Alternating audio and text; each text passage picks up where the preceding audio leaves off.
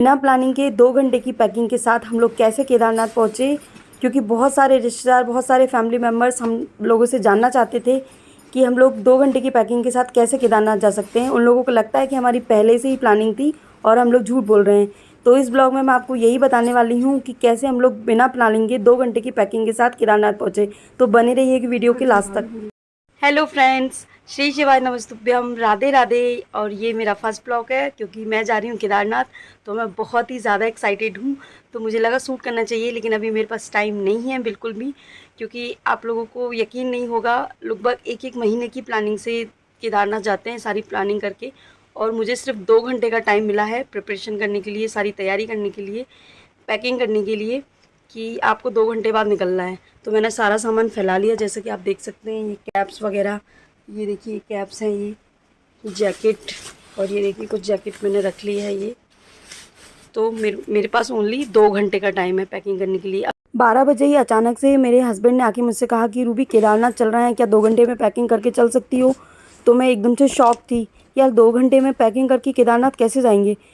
तो मैंने मेरे हस्बैंड से 2-3 बार कंफर्म किया कि आप सच बोल रहे हो ना? तो उन्होंने बोला हाँ कि मैं सच बोल रहा हूँ, लेकिन तुम मुझे बताओ क्या तुम 2 घंटे में पैकिंग कर सकती हो? तो मैं केदारनाथ का नाम सुन के एकदम से एक्साइटेड हो गई और मैंने उनको हाँ बोल दिया। और फिर मैं जल्दी जल्दी से पैकिंग करने में लग गई। मैंने सबसे पहले बच्चों के मेडिसिन रखे, सासू माँ ने सारे खाने का काम देख लिया था और मैंने पैकिंग ख़त्म कर ली थी। प्लान बनते बिगड़ते कैंसिल होते फाइनली हम लोग शाम को 7 बजे घर से निकल पाए, क्योंकि पैकिंग करने में थोड़ा बहुत टाइम लग गया था और प्लान बीच बीच में 2-3 बार कैंसिल हुआ, लेकिन शायद बाबा चाहते थे हम लोग आएँ, इसलिए हमारा प्लान फाइनली बन गया था।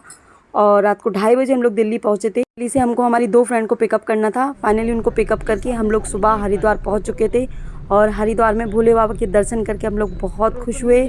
और रात भर मेरे हस्बैंड ने ड्राइव की थी और हम लोग भी ठीक से सोए नहीं थे, तो आप लोग हम लोगों की हालत देख सकते हैं कि कैसा फेस हो रहा है हम लोगों का। हम लोग बाय रोड गए थे, बहुत सारे लोग हमसे पूछ रहे थे, क्योंकि बाय रोड जाना बच्चों के साथ थोड़ा कन्वीनियंट रहता है, बच्चों को थोड़ा कंफर्टेबल फील होता है उसमें। तो फाइनली हमारा होटल रूम आ गया था, हम लोग होटल पहुँच चुके थे। बहुत सारी थकान के बाद रात को, मतलब गाड़ी में इतने अच्छे से नींद होती नहीं है, तो हम लोग थक चुके थे। तो जब हम लोग होटल पहुँचे ना, तो सारे लोग सोफ़े पे एकदम से ऐसे बैठे जैसे कि बहुत बड़ा काम करके आए हम लोग। तो हम लोग सोफ़े पे रेस्ट करने लगे और मैं अपना वीडियो शूट करने लगी। जैसा कि आप सब लोगों को पता है कि मुझे वीडियो शूट करना बहुत पसंद है। मैं ब्लॉगिंग नहीं कर पाती हूँ, लेकिन शूट सब कुछ कर लेती हूँ, लेकिन ब्लॉग नहीं डाल पाती। लेकिन केदारनाथ के ब्लॉग के लिए पिछले कुछ दिनों से बहुत सारे मैसेजेस आ रहे हैं। फैमिली मेम्बर्स भी पूछते हैं और रिलेटिव्स भी पूछते हैं कि कैसे आपने बच्चों के साथ ट्रैकिंग की। तो अगर इस ब्लॉग को ज़्यादा से ज़्यादा प्यार मिला तो नेक्स्ट जो ब्लॉग होगा वो केदारनाथ का होगा। तो आप लोग इस ब्लॉग को ज़्यादा से ज़्यादा प्यार दीजिएगा, चैनल को सब्सक्राइब कर लीजिएगा। तो हम लोग अपने रूम में पहुंच चुके थे। तो मेरे हस्बैंड तो सो गए थे क्योंकि उन्होंने रात भर ड्राइव किया था, और रूम बहुत ही प्यारा था। रूम देख के हम लोग खुश हो गए और मैं शूट करने लगी फिर से। मैंने ब्लॉगिंग के पर्पज़ से शूट नहीं किया था, मैं तो ऐसे ही शूट कर रही थी, व्यूज़ ले रही थी। को नींद नहीं आ रही थी, तो बच्चे बाहर कॉरिडोर में खेलने लगे और कुछ लोग डिसाइड कर रहे थे कि रूम में ही नहा लेते हैं, लेकिन मेरा मन था कि हम लोग गंगा जी में स्नान करेंगे।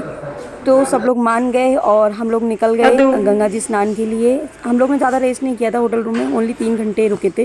मेरे हस्बैंड मैं क्या करूँ, तुम लोग ही नहीं थे हो रहे थे यार।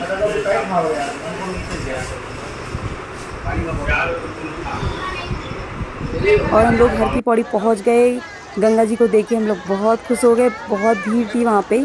तो हम लोग ने एक एक करके स्नान किया। पहले बच्चों को नहलाया और पानी बहुत ठंडा था, आद्या रोने लगी। फिर मेरी बारी थी, मैं जैसे ही पानी में उतरी, पानी बहुत ठंडा लग रहा था। फिर मैंने जल्दी जल्दी करके 5 डुबकी लगाई और मन बिल्कुल पावन हो गया गंगा जी में स्नान करके।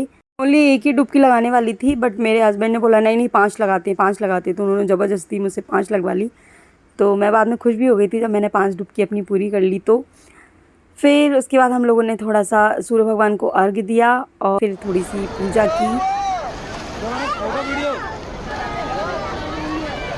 और ये मेरे साथ जो मेरी फ्रेंड थी वो ऐसे डुबकी लगा रही थी, तो मुझे इसको देख देख के बहुत ज़्यादा हंसी आ रही थी। फिर हमने गंगा जी की पूजा की, वहाँ पे दिया विसर्जन किया और बहुत ही अच्छा लग रहा था। फिर मुझे भोले बाबा दिखे, फिर मैंने उनको जल समर्पित किया और उनकी पूजा की। और फिर बच्चों ने थोड़ा सा फ़ोटोशूट किया, बच्चों का फ़ोटोशूट किया। फिर हम लोगों ने गंगा जल भर लिया था और मैं इसको कंधे पे उठा के ले जा रही थी, तो मेरे हस्बैंड बहुत हंस रहे थे। तो मैं उनको बोल रही थी कि मैं कांवड़ यात्रा पे जा रही हूँ। और देखिए आप लोग कितनी भीड़ है। वहाँ घूमने के बाद हम लोगों को लगी भूख, फिर मैंने खाया ब्रेड पकौड़ा और बच्चों ने भी ब्रेड पकौड़ा खाया और बाकी सब लोगों ने खाना खाया। लेकिन मैं बच्चों को संभाल रही थी, इसलिए मैं शूट नहीं कर पाई क्योंकि ये लोग सब अंदर थे। फिर हम लोग चले गए चार धाम की यात्रा के रजिस्ट्रेशन के लिए, जो कि ऑनलाइन भी होता है, लेकिन हम लोग जल्दी में आए थे तो हम लोगों ने ऑनलाइन रजिस्ट्रेशन नहीं कराया था।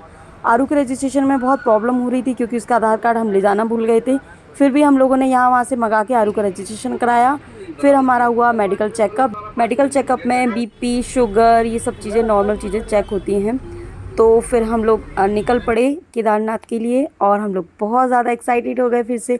एहे, रहा नहीं जाता, तड़प ही ऐसी है ना। नहीं नहीं, सुके। मैं बहुत ज़्यादा खुश थी क्योंकि केदारनाथ जाना मेरा ड्रीम था और वो फाइनली पूरा होने वाला था। तो से हमें भरवानी थी सीएनजी और ये सीएनजी के चक्कर में हम लोग बहुत परेशान हुए। हमको कहीं पे भी सीएनजी नहीं मिल रही थी। सीएनजी ढूंढने में हमको 1 से 2 घंटे हमारे वेस्ट हो गए और हम लोग 1-2 घंटे लेट हो गए। शाम हो चुकी थी और हम लोग अभी हरिद्वार से ही नहीं निकल पाए थे। सीएनजी मिलते ही हम लोगों का एक्साइटमेंट लेवल जो था वो डबल हो गया और मेरे हस्बैंड ने बहुत ही रफ्तार में गाड़ी भगाई। और हम लोगों का जो स्टे था वो गुप्तकाशी था। हम लोगों को गुप्तकाशी पहुंचना था। व्यूज़ एंजॉय करते हुए और एक्साइटमेंट के साथ हम लोग आगे बढ़ रहे थे। ये तो नॉर्मल है यार, ऊपर पता चलेगा। को डिनर होटल रूम में ही करना था, लेकिन हम लोग लेट हो गए थे हरिद्वार से ही और सबको भूख लगने लगी थी। तो रास्ते में हमने एंजॉय की मैगी। अपनी पेट पूजा करके हम लोग फिर से निकल पड़े और होटल रूम हमारा आ ही नहीं रहा था क्योंकि हम लोग हरिद्वार से ही लेट निकले थे और रात हो चुकी थी। रात के 10 बज चुके थे, अंधेरा हो गया था, रास्ते भी ख़राब थे, बच्चे भी साथ में थे, फिर भी एक्साइटमेंट था। बात तो सही है। तो फाइनली रात को 11 बजे हम लोग अपने होटल पहुँचे और होटल देखते ही हम लोग बहुत खुश हो गए। होटल बहुत ही प्यारा था।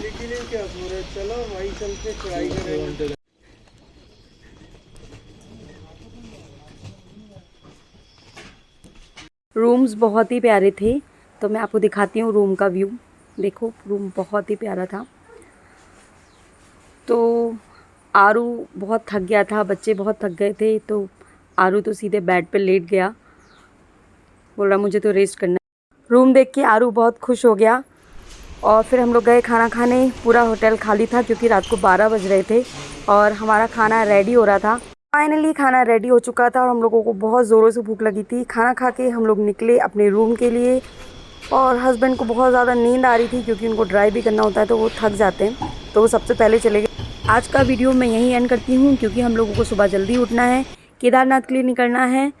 तो आप लोग ज़रूर बताइएगा कि ब्लॉग आपको कैसा लगा। लाइक शेयर कीजिएगा, कमेंट कीजिएगा। और ये देखिए फ्रेंड्स, नाइट का व्यू कितना प्यारा लग रहा है। सुबह हम लोग यहीं से वीडियो स्टार्ट करेंगे न्यू ब्लॉग के साथ। Good night friends, Radhe Radhe. Thanks for watching. Please like and subscribe.